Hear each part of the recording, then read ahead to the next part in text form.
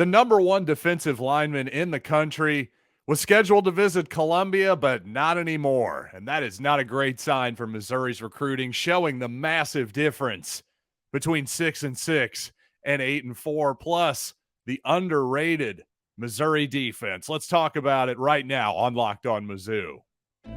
You are Locked On Mizzou, your daily podcast on the Missouri Tigers, part of the Locked On Podcast Network. Your team every day.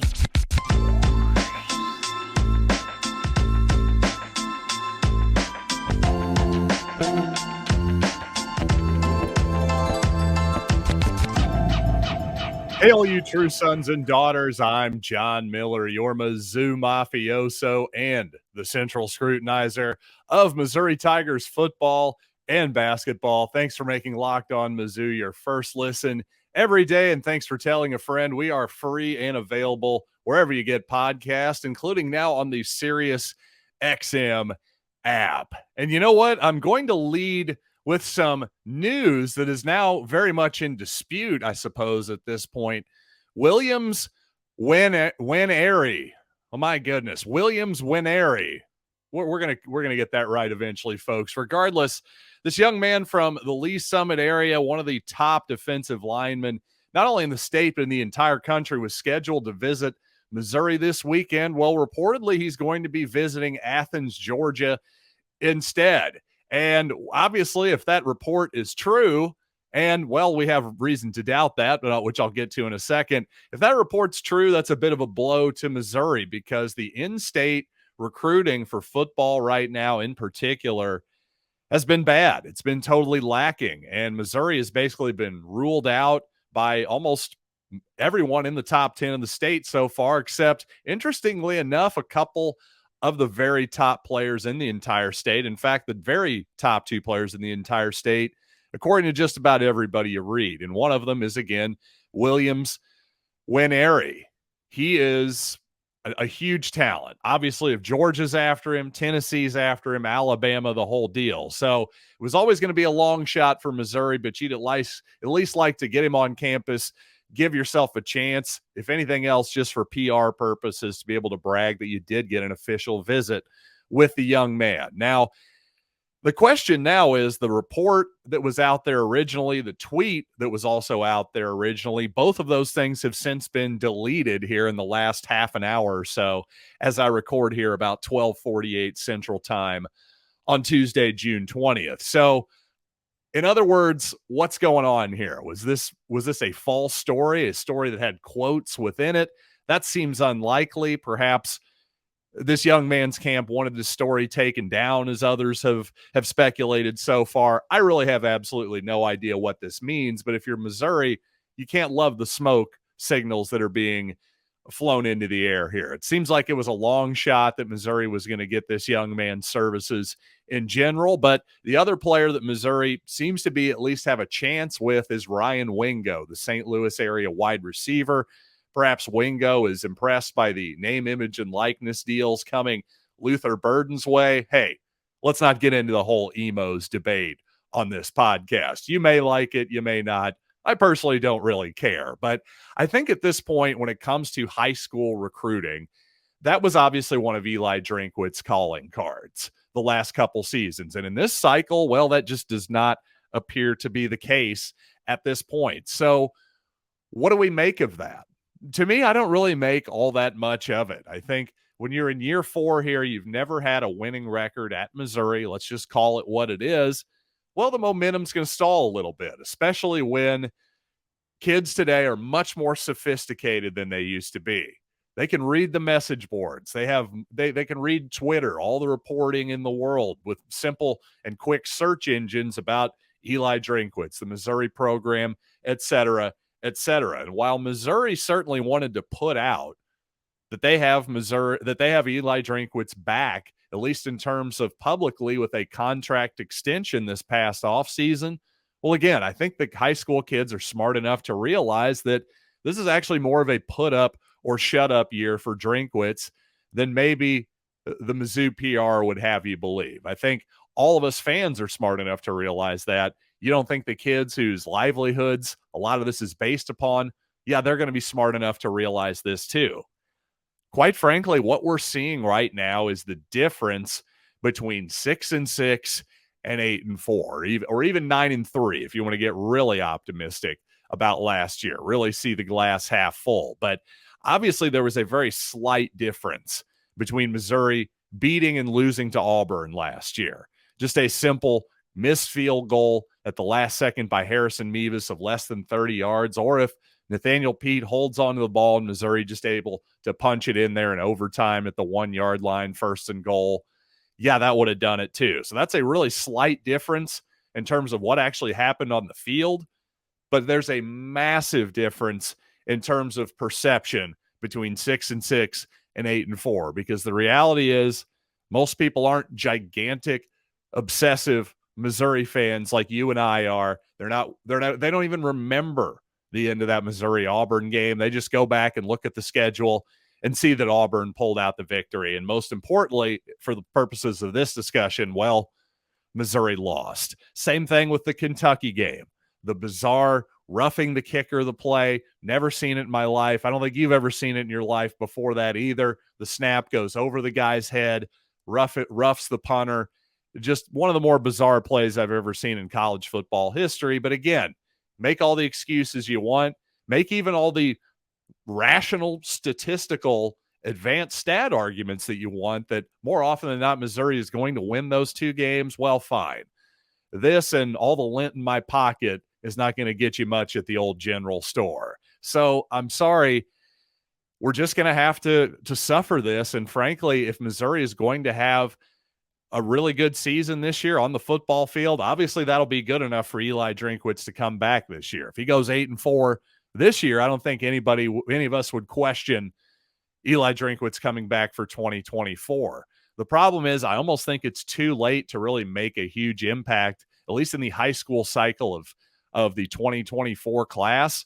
At this point, you're almost going to have to fill the gaps in the transfer portal. And the good news is, again, if Missouri has a really surprisingly good season this year, Drinkwitz is retained. Maybe he gets an even more real extension, one with a little more teeth in it. Well, hopefully that high school recruiting momentum returns. I think that's what you got to hope for at this point. And then again, your high school recruiting may not be so good in this cycle. You're going to have to plug in the gap in, you guessed it, the transfer portal. And coming up, since it's June, you know it is disrespect season in college football. Yes, my own colleagues are disrespecting the Missouri defense in a fairly significant way, I have to say. And also, I want to put some respect on the names of Chad Bailey and Tyron Hopper. But you know what? First, I got to tell you about FanDuel Sportsbook. You know what? Baseball is in full swing, and there's no better place to get in on the action than FanDuel, America's #1 sportsbook. Because right now, at this very moment, new customers get a no-sweat first bet up to $1,000. That's $1,000 back in bonus bets. If your first bet doesn't win, just go to FanDuel.com/LockedOn to join today. And, well, I kept you off the Cardinals yesterday. Well, the Cardinals pulled it off, I have to admit. I just said it was a stay away. I think today is yet another stay away, as the Cardinals are getting a little bit too much respect here in disrespect season. -148 at Washington.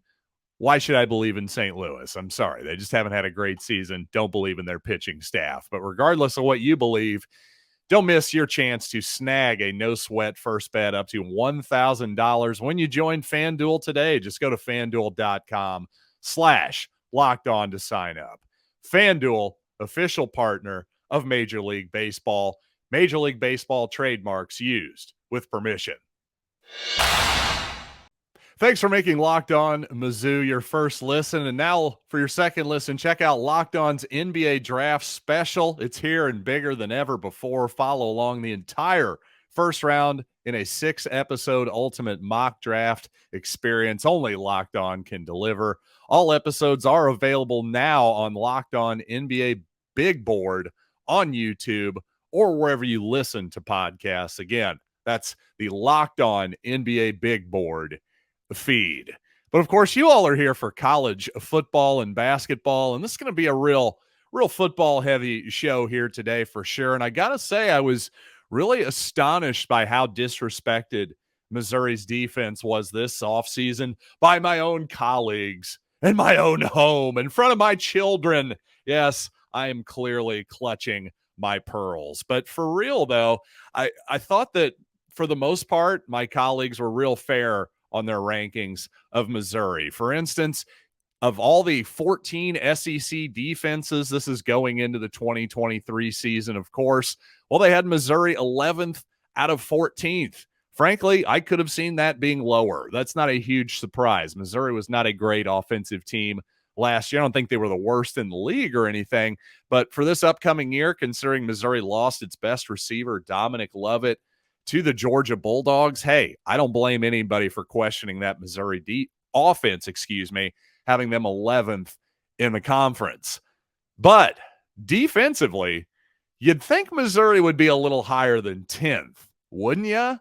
They were certainly better than the 10th best SEC defense last season. No doubt about that in my mind. And when you look at it, Missouri has among the highest returning snaps and production in the conference, in the entire country, really, but certainly in the SEC. So unless there's a whole bunch of teams that have gotten way better defensively in the transfer portal, teams like Auburn and Arkansas and to a lesser extent South Carolina, I just don't understand how those teams are necessarily better than Missouri defensively, when if you just look at it statistically, Missouri was a top 20 bunch last year, whereas Arkansas, not so much. They were ranked what? Let's see, just looking at Bill Conley's S&P Plus here. Can I find it quickly? Let's see. Arkansas. Oh, they were ranked so much higher than Missouri. That's why. But that was because of their 13th best offense, not their 68th ranked defense. So the fact that Arkansas is top 5 in the SEC in defense, the fact that Auburn is ranked higher than Missouri, again, nothing statistically said that the Auburn Tigers were better statistically than the Missouri Tigers last year. That's all just, to me, old SEC bias. I hate to say it, and maybe just bias from the 2021 season, where legitimately the first half of 2021, the non-conference bleeding into the beginning of the SEC season in October, Missouri had legitimately maybe the worst defense in all of college football. They were that embarrassingly bad. But then toward the back half of that season of 2021, well, they figured some stuff out. And then 2022, last season, heck, they were above average to really, really good, I would say. And this coming season, I think Missouri's defense has a chance to be one of the top 10 or 15 really, truly elite units in the entire country. Of course, a lot of that is based on the Missouri linebackers. If you look at PFF, hey, Pro Football Focus, been shouting out their rankings and their grades a lot lately, simply because, well, even though I take them with a grain of salt, they sure have been kind to the Missouri defense. And that does line up with a lot of what I'm seeing. In fact, you look at the top 10 SEC returning linebackers, well, Chad Bailey and Tyron Hopper are number 1 and number 2, respectively.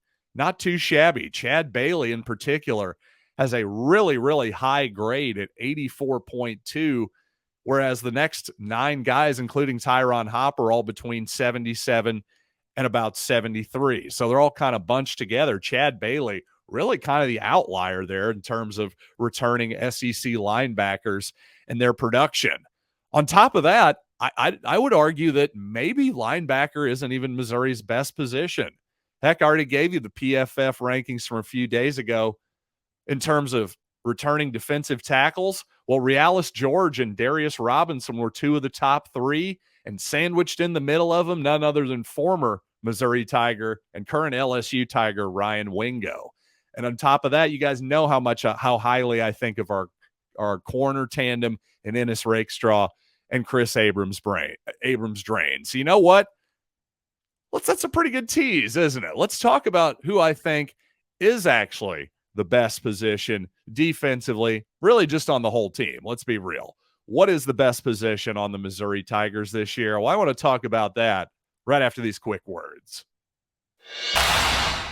I got to say, after these Pro Football Focus grade releases for incoming 2023 defenders, I'm now really excited to see their rankings for Missouri's corners and just the SEC corners in general. This whole offseason, I've been asking myself, does Missouri have maybe the best corner duo in the conference right now? Now, certainly Kool-Aid McKinstry down at Alabama is ranked, at least by your NFL draft scouts, your Todd McShays of the world, that type of thing. He's the number one guy that I generally see. But I'm just curious if Bama has a second guy who's as good as, say, Ennis Rakestraw or Kris Abrams-Draine, whoever you think is the second guy there. The point is, I think you've got two guys at one of the most important positions on the field. Clearly, quarterback is number one. I think you can make a pretty good case that corner can be number two. And if it's not corner, it's probably just simply edge rushers, right? Whether that's defensive ends or outside linebackers who stand up and rush the passer. Because that's the game these days, right? We're all throwing the ball all over the place. Clearly, stopping the short yardage is important. But at the same time, you're not going to get to that point if you can't throw the football. So everybody wants to stop the pass. The best way to stop the pass, have great corners and get pressure on the quarterback.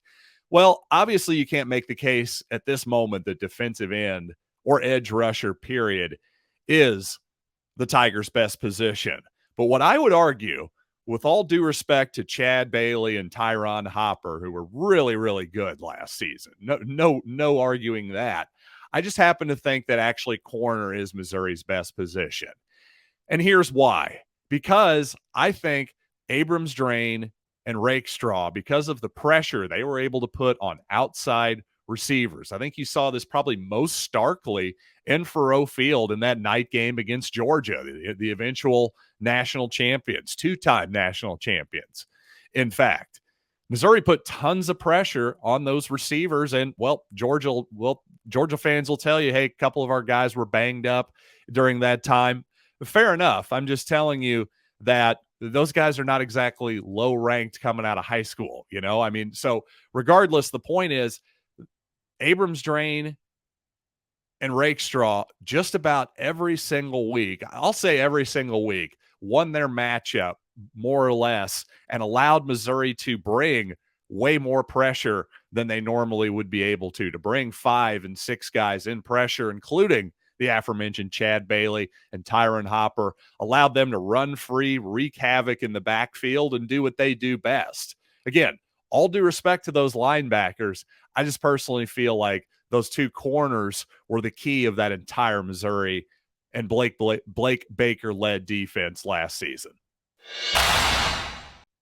And thanks once again for making Locked On Mizzou your first listen every day. And for you everydayers, tomorrow on the show, going to be talking to Brian Smith. Once again, Locked On's college football recruiting expert. Going to ask Brian about Aiden Glover, the new Missouri quarterback signing, and everything else going on with Ryan Wingo, Williams, Nwaneri, the whole deal. What's up with Missouri's recruiting lately? We're going to get to it for you tomorrow right here on Locked On Mizzou.